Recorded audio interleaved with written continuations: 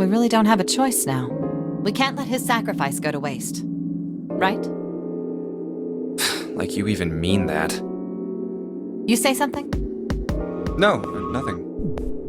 Yeah, but we're not done choosing yet, are we? Huh? What do you mean? Well, we haven't decided who's going in what door. Ah, yes. Yes, that's true. Enough of this screwing around. Let's decide. You first, Lotus. Which door do you want? I want door number 8. It's the same number as my bracelet number. Got it. You're 8. You're next, 7. Which one do you want? I'll take 7. I can't get along with that old lady. What? What did you just say? Who, me? I didn't say nothing. Oh, you're gonna get it next time. All right, who's next? Junpei, which door do you want? I think I'm gonna go with door 7. Okay, 7 it is.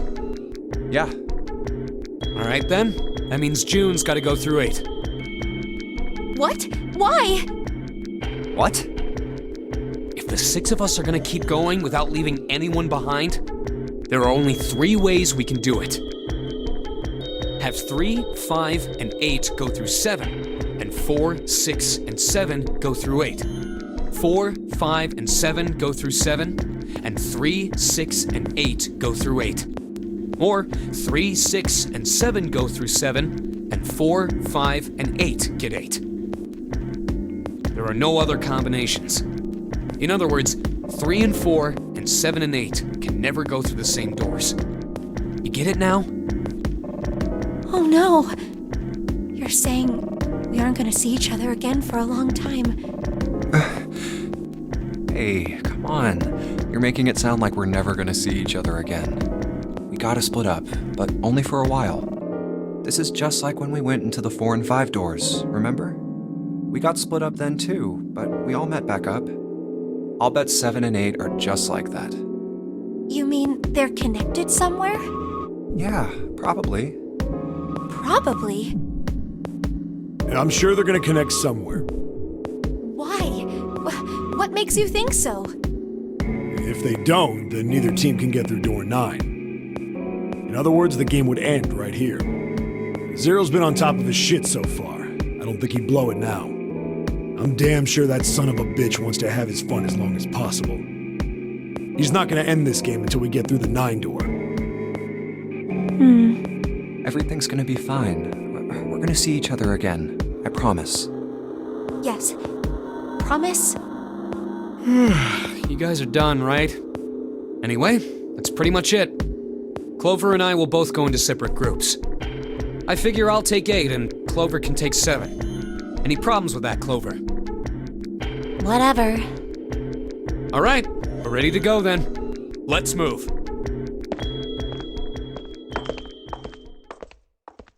You guys ready? Yeah. Okay. Okay. Let's go.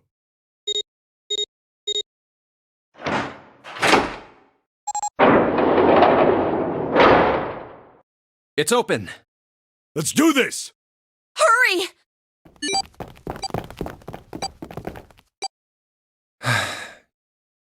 June. Jumpy. What the hell are you doing, Junpei?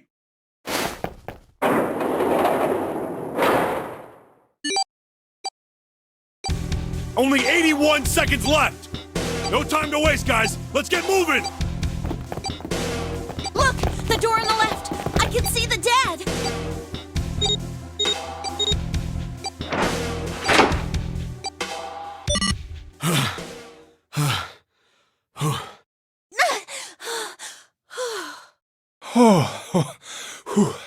Okay. It stopped. It stopped.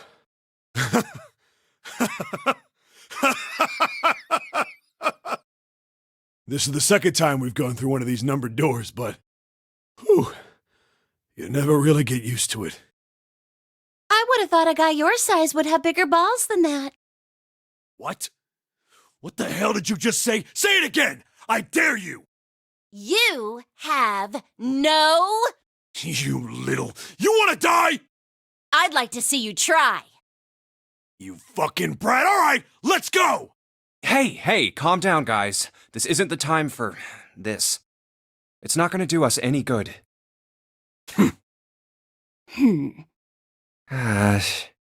Wait here for a minute, alright? I'm gonna go see if there are any other doors. We just came through this door. And of course it's shut tight. There's a short hallway on the left here. And an iron wall. I doubt I can get through it. This door's the only option we've got, right? Yeah, looks like it. Hey, something's written on the door. On that iron plate. It says operating room. If this thing's telling the truth, there could be body parts inside here. Well, this is probably not going to be pleasant. Well, there's no point to standing around. Might as well go in and see what's waiting for us. What's wrong? No, it's nothing. Let's just go. Huh? What the hell is this? Why don't we take a look? Hey, Clover! What? Clover! Hey, what's wrong? What the hell is this? Is this a corpse? We should probably take a closer look. Yeah. This is... What the hell? That's just a huge doll or something. Doll?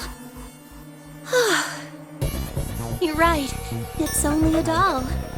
Man, it really scared me.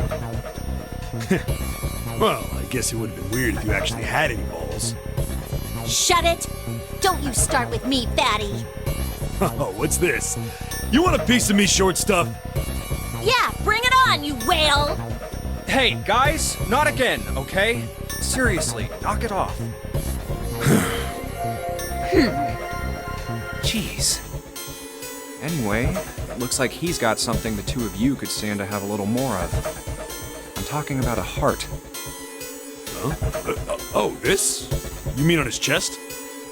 Yeah. Why would there be a heart in a doll? I don't think it's a doll. You think maybe it's like a medical mannequin or something? Or maybe it's got more personal uses? Anyway, how about we take a look around this place? Let's go. Okay. Sure thing.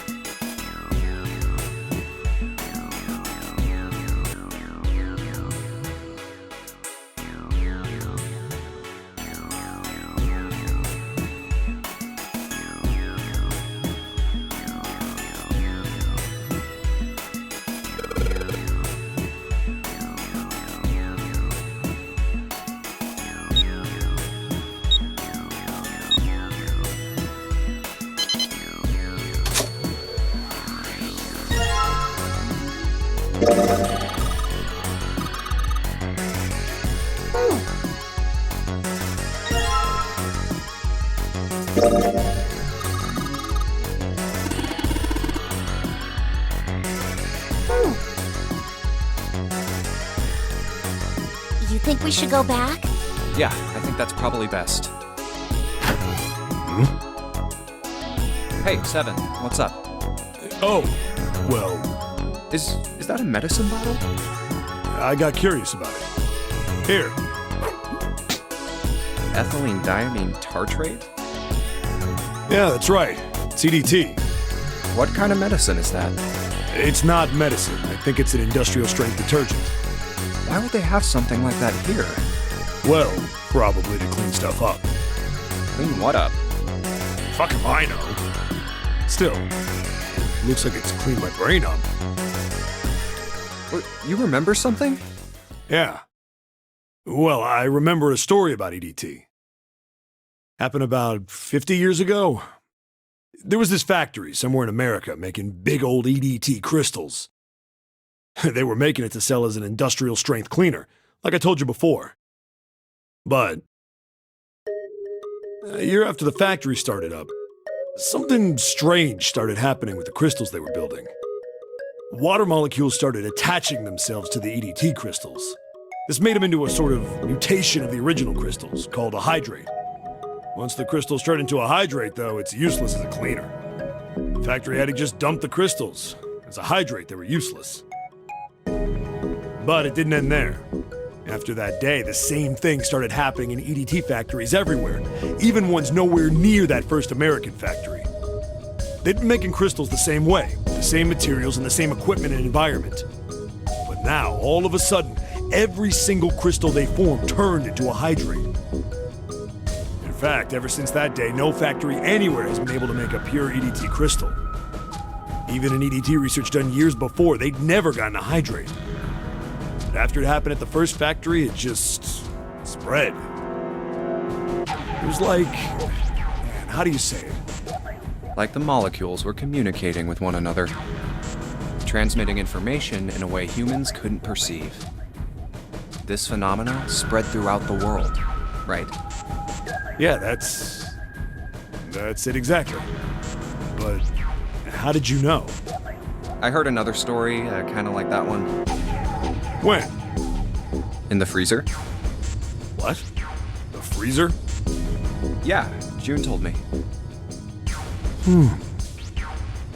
Ice that doesn't melt at room temperature, huh? That sounds familiar? Yeah, hold up. I feel like I can remember something. It's right there. Do you?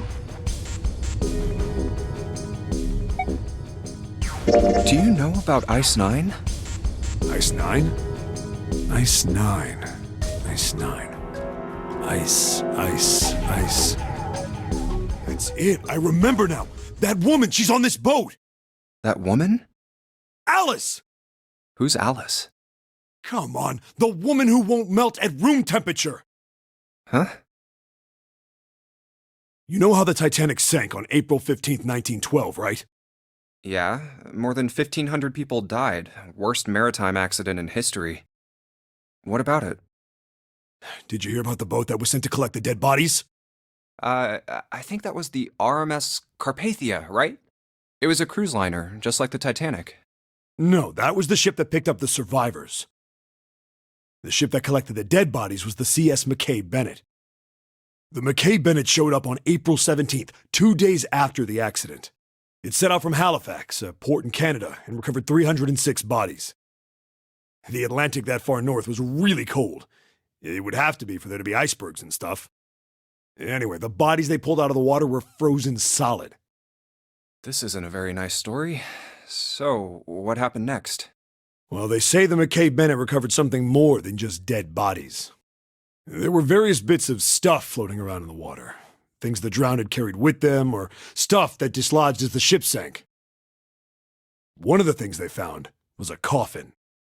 A coffin? Yeah, a wooden one. The craftsman who made it must have been pretty skilled. It wasn't just a wooden coffin. It was all wood, no nails, no reinforcements, no gaps in the wood anywhere. The thing was airtight. The crew got pretty curious about what might be inside it and opened it up. They had to get a wedge and hammer it open. It was so well made. Inside, they found a woman. Or, I guess you should say, they found the dead body of a woman. Her hair was thick and black, and her skin rich brown with no blemishes or signs of decomposition. They say that she looked gorgeous, like a goddess. She was obviously dead, but everyone who looked at her said she just looked like she was sleeping. Her skin was so lifelike, she looked like she might wake up any minute. And she didn't. Like the rest of the bodies they found, she was frozen solid. Eventually, the McKay Bennett finished searching and returned to Halifax. The 306 bodies were unloaded and taken ashore. However, it was warm enough that they began to thaw. They say that the stink was horrible. But there was one body that didn't thaw. And that was... The girl in the coffin! That's right. Everybody thought for sure that she'd melt and start to rot like the rest of them eventually.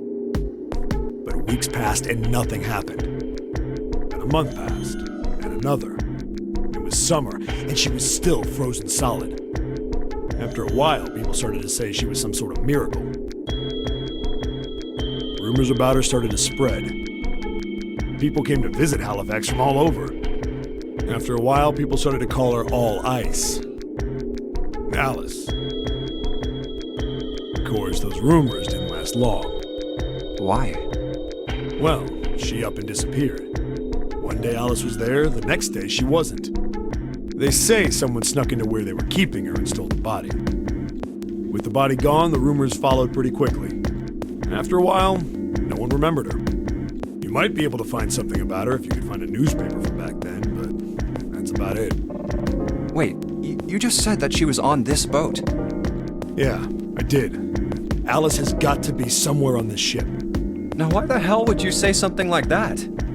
Because I know. And just what is it you know?